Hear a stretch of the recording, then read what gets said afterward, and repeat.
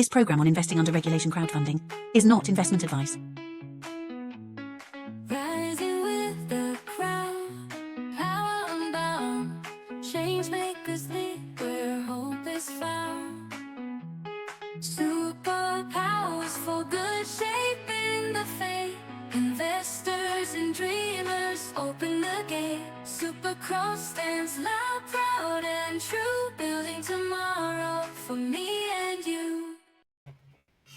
Have you ever wondered if you couldn't join a global organization of changemakers?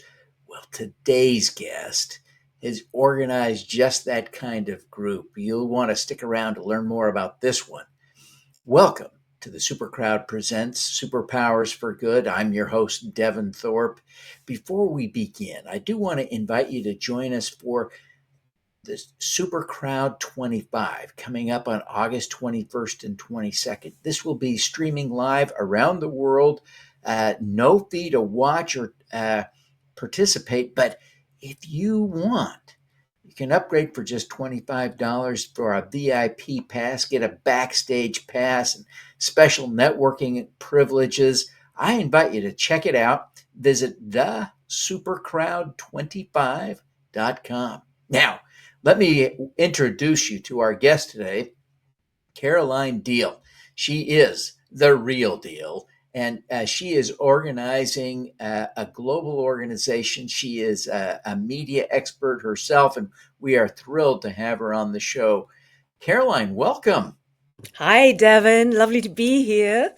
The Well, other side of the world from you in sunny London, UK. It is wonderful to have you all the way from the UK. I appreciate you making time and accommodating time zones and such. It's wonderful to connect with you. You are building genuinely a global organization of change makers, of nonprofit and social enterprise founders. Tell us about what you're doing. Well, Devin, my own experience was as a founder. I was a founder of a charity called the Media Trust, which is the UK's leading only communications charity, and also of a television channel called Together TV, which is the only non-profit, community-owned national broadcaster in the world. However, let's go on to that later, because when I decided to leave the Media Trust after many, many years, I thought there is no support or very little support for people who are founders of social impact organizations, whether they're community organizations or charities, social enterprises, or even for-profits that have social impact as their primary purpose. Now, just think about if you're a tech founder, just think of all the support that's out there for you if you are a tech founder. Not only is there tons of money, tons of networks, tons of support, but there's also moral support and praise. And the more you fail, the more support you get and the more money you get. I mean, Y Combinator, which is down the road from you, Devin, they even say on their website that they're more likely to invest in you as a tech founder if you've failed already. And even better if you've failed twice. Now, imagine being a charity founder or a social impact entrepreneur, and you go to a funder and you say, well, I've failed doing this charity and I failed doing that social enterprise and I lost all the money here that was donated. It wouldn't go down very well. So my gut feeling was that out there across the world, if you're a tech founder, you're onto a good thing. But if you're a charity founder or a social entrepreneur, it's pretty tough. And there's not much support for the actual founder. And that's what my organization, which is called Social Founders, that's what we really focus on, is the founder's well-being. We're not there to support the founder with their business plan or their marketing plan or to train them on how to run a board meeting. If they want that sort of practical, really important support, we direct them to some of the other organizations that do that. There's a great one in the UK called the School for Social Entrepreneurs, which does all that practical support. What we're about is that well-being and that support for you as a social impact founder? How can you feel good about what you do? I mean, Devin, it's amazing how some of the most experienced and brilliant social founders in our network still say that they feel lonely, they feel that they can't talk really openly to their board or to their management team, they can't constantly dump on their partner back at home, and they love the idea of connecting with other founders. So we're there for the well-being of the founder, which in turn helps that founder be a better founder. Yeah, Does that make sense to you? yes, absolutely. For crying out loud, there's so much truth, so much wisdom in what you're talking about, because being a founder in any organization, any startup, small business, social enterprise, all, certainly in a nonprofit, so challenging. But in that social impact world, there is an extra layer of pressure. So often, lives hang in the balance, and certainly, the impact is real, right? And Yep. so we feel that the extra layer of pressure, and having a community to rally around you, just so incredibly important. Yeah, Now, we talk about that additional challenge is that you've got to, as a social impact founder, you've got to juggle what we call the double bottom line. You know, yeah, you've got to absolutely think about money and your investors or your donors. You've got to think about scale. You've got to think about operational stuff. You've got all that business side of your organization, however small or however big. But you've also got to think about social impact, and so you and the two don't necessarily go together. Sometimes, you know, sometimes you can create more social impact without having to focus on the money all the time, and vice versa. If you're focusing on the money all the time, you end up just maybe selling lots of mugs or stickers or something, and not doing enough social impact. So it's juggling that double bottom line it, and it, at all stages. you're so right. It can really feel challenging. Yeah. As you look back at your media career, I'm curious about. Uh, you kind of teased us with some of the insights you got from that work, but tell us a little bit more about how your experience there frames the work you do today. Okay, so as I said earlier, I was the founder. I am the founder because I always say to the founders, once a founder, always a founder, even if you've actually left. So I am the founder of the Media Trust, and I set that up at a time that was quite tough for me, actually. I'd been working in another organization, and I'd gone on my second maternity leave in the days when you got almost no money at all on maternity leave and only 3 months. And I was the main breadwinner in my family, um, not the only one, but the main one. And I lost my job during my maternity leave. And yet I had a huge mortgage around my neck, so I had to do something. And I had pitched an idea to my previous chief executive that she didn't like.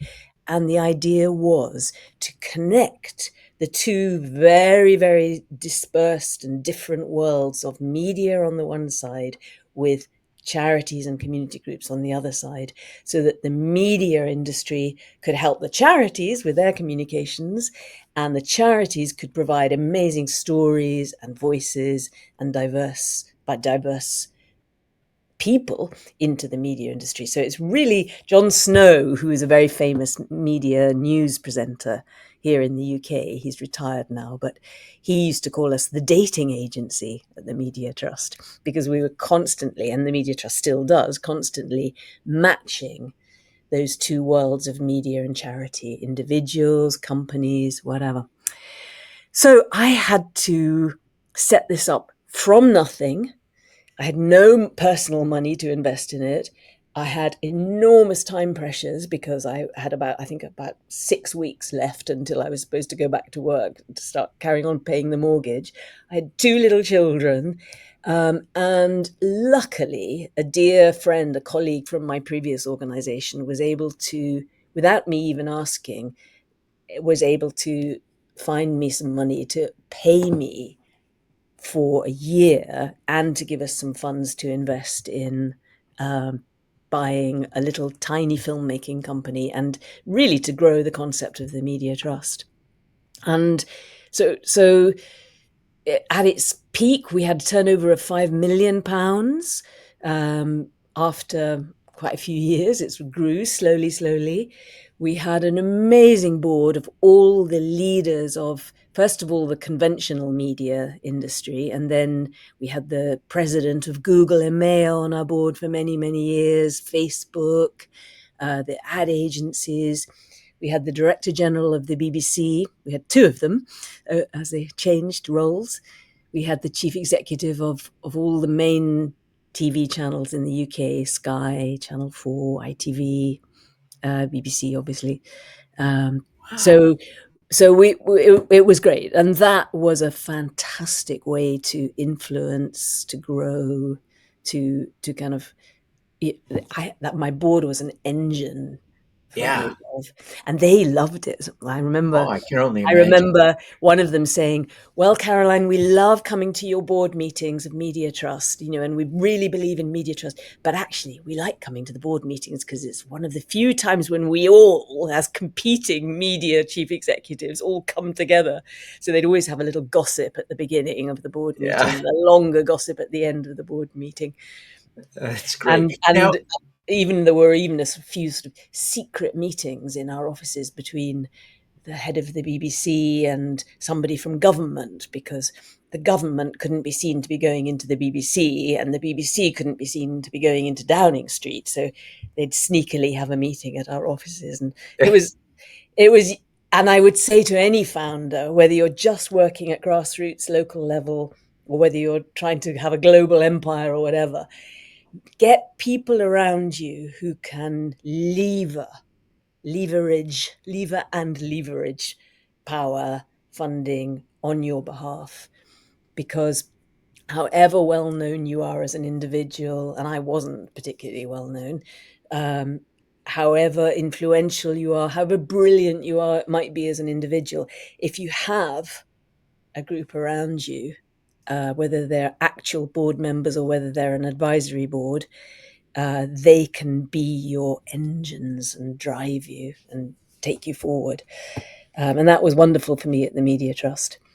And Oh, that's interestingly, I think all founders, whether you're a commercial founder, a tech founder, or a social impact founder, all of us struggle with focus. And do we keep starting new things, or we just focus on the one thing within our organizations? And I always struggled with that at the Media Trust. But in a funny kind of way, that sort of entrepreneurial behavior within the Media Trust was a real engine for growth for us as well. So we started off making films for charities. Sometimes the big ones would pay and the little ones would get it done pro bono by a top filmmaker. We started doing lots of training sessions for charities on communications, how to access the media, because this was before the days of the internet even. It was a long time ago. We then started the real dating agency, matching media volunteers with charities who could volunteer their media skills. They weren't going to volunteer to dig gardens or paint community centres. They were going to volunteer their filmmaking skills, their strategic communication skills, their branding skills, creating a new logo. Then obviously, as digital started to happen, volunteering their web building skills, things like that. That's great. Then we started looking at the audiences that the charities we were working with wanted to reach. First of all, the Media Trust was very much about supporting the charity staff, the press officers and the chief. But then we moved, as well as doing that, we moved to supporting the beneficiaries, as they say in the world of charity. Oh, sure, yeah. Do you use that word in the States as well? Oh, sure. Yeah, of course. Yeah. So we had a massive youth media division at Media Trust Oh, where wonderful. we reached out to disadvantaged and or diverse, because they don't necessarily go together, young people, Yeah. often through the youth charities, and we would train them in media skills so that they could, depending on what age they were at, they could either go get amazing jobs, or they could go to media universities or whatever. And everything was done in partnership with the media industry. So we'd get them amazing placements at Google or Sky or BBC, or we'd take them on visits. So they would be immersed in the world of media and digital. And then we started working a lot more with the really hard to support beneficiaries, like refugees, asylum seekers, people living with disabilities, mental health issues, and making sure that their voices were getting into the media industry, and That's training them amazing to do an work. interview. Yeah, It was amazing great. work. It Well, worked really, really well. yeah, Caroline, we've got to take a quick break. But listen, folks, today I'm here with our amazing guest, Caroline Diehl, and she is the founder of Social Founders. She is amazing. We were talking about her global organization and that changemakers from around the world are joining. I encourage you to check it out at socialfounder.org. But listen, we're going to take a break now. When we come back, we'll shift gears a little bit to talk to Caroline about her superpower. So stick around. Download a free copy of How to Make Money with Impact Crowdfunding, the book Sarah Hanks describes as a fantastic overview, not just of crowdfunding investing, but of investing in general. Andrew Savikas raved, "This book offers unparalleled insights for anyone looking to make a difference." Scan the QR code to get your copy. Supercrowd 25, where innovation meets impact. 18 hours of live content, 5 platforms, 1 global audience. Join the largest event for regulated investment crowdfunding. Live pitches, expert panels, real change. August 21st and 22nd. Scan the code or visit thesupercrowd25.com to register free today. Struggling to raise capital for your business? Unlock the power of the crowd with AI. My free guide, Crowdfunding Made Simple, walks you through every step to success. Get funded smarter, faster. Scan the QR code now for your free download.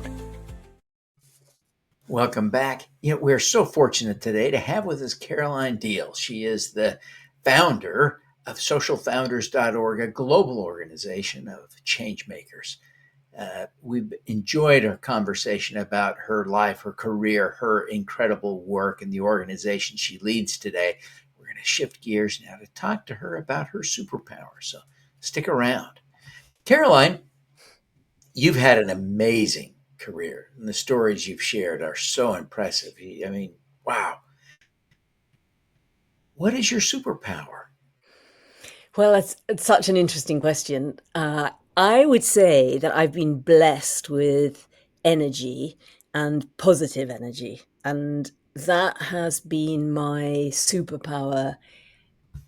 Whoever I'm talking to, whether I'm meeting sort of some grand poobah running some big company, or the people that I really love who are the grassroots founders and change makers, or whether I'm just on my own, thinking, excuse my language, thinking, gee whiz, can I really do this? Can I really keep going? Can I really keep fundraising? When I'm feeling low in energy, I can call on a superpower inside me of positive energy and make that happen. And I'm also a marathon runner, and Oh, wow. that positive energy keeps me running for 26.2 miles. Oh, my gosh. I'm Yeah. blessed with that. So tell us about a time when a specific instance when you deployed that positive energy and accomplished something you're proud of. Let's have a think. Oh, that's a really tricky question. I would say that I've already talked about bringing together the team of the sort of influencers that helped me create the Media Trust. I would say when I started my third social impact organization, which is Social Founders. So after the Media Trust and then the TV channel, which is now called Together TV, I then started Social Founders. I had to go out again from scratch, again with no investment money to put into it. I didn't want to invest my own family money, of which we don't have very much anyway. And I had to go out there and start convincing opinion formers, funders, founders of all ages and backgrounds and nationalities to get involved with our network. And I'm not young anymore. And that took a lot of positive energy. And I think with positive energy, I'm lucky to be blessed with it, that it's in me. But more than anything, I get the positive energy from the people I meet. And so for me, spending time with incredible grassroots founders who set up initiatives in COVID to support young Black men, or with, I've just been living in Tokyo doing the Social Founders Network there, meeting, I'll give you two examples of some of the founders I met in Tokyo. One was in her late 60s. She had been a dancer, a choreographer, quite famous. She's called Karuoko, and she was well known all over Japan. And 20 years ago, she set up a charity to support people with learning difficulties through dance. And she's just incredible.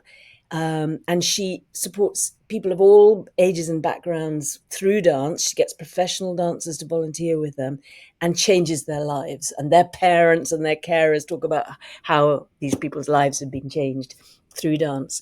And then there was a young guy called Kazuko, and he, at the age of 19 or 20, set up an organization to support young people in prison and locked up in Japan to set up their own businesses, so that when they come out of the young offenders institution or out of the prison, they can become entrepreneurs. He's now in his mid-20s. He's been doing it for probably about 4 years, I think. He's got the Minister of Justice involved in Japan. He's got the main car company, Toyota, supporting him, the chief executive. And he's just an ordinary guy. He's not particularly well connected. These are the people that feed my positive energy. Yeah, You get this I wonderful totally get that. cycle. Yeah. So I would say that. Yeah. So Caroline, give us one quick tip for how we can channel that personal, that positive energy in our own lives, in our own work, especially when we're doing hard things, whether it's running a marathon or building a successful business to change the world. I would say focus on your love for what you're doing and your passionate belief in what you want to change and the difference you want to make, and keep focusing on that. Make that your mantra. Put stickies up across, you can't see my desk here, luckily. I've got stickies up with sort of messages reminding me about that sort of thing. And keep connecting with the people you're there to help and support through your social impact, because they will feed your positive energy. So it's about really, really loving what you're doing and being passionately believing in it. And, Devin, you must know as well, when you're founding an organization, when you're running an organization, at all the stages of your founder journey, we talk about those stages a lot at Social Founders, sometimes you just are exhausted and you feel like giving up, and you kind of start, you can slip into being negative if you're not careful, or you can slip into being cynical, or you can slip into just giving up and thinking, no, I can't do this. So keep loving what you're doing and work on that. That's a great tip. Now, and as then I'm we going to be wrap up, cheeky. I'm going to be cheeky and give another tip, which is really, there's no time for any more tips. I'm sorry. quickly. I'd say get out in the fresh air, go out for a Okay. walk, go out for a bike ride, go for a wheel in your wheelchair, go for a Okay, swim, good tip. go Now, jogging. tell us how we can learn more about Social Founder and how we can connect with you, how we can join Social Founder. Quick, you've got 30 seconds. Go to www.socialfounder.org and sign up to our newsletter. And then you'll be part of our network. You don't have to pay any money. You just have to be a founder, or you can sign up as an interested friend or as a media person. Fantastic. Well, Caroline, we're so grateful for the time that you have taken to be with us today. We're A so pleasure, Devin. am so impressed by the work that you are doing now and the tremendous legacy you've left through one tremendous, impactful thing after another. Wow. Thank you for joining us today. Thank you for continuing your great, impactful work. We wish you every success. Thank you, Devin, and well done to you. And I look forward to involving you in our network more from now on, and I have joined. all the founders that watch your amazing work as well. Thank you All very righty. much. Thank you. Now, let's do some good.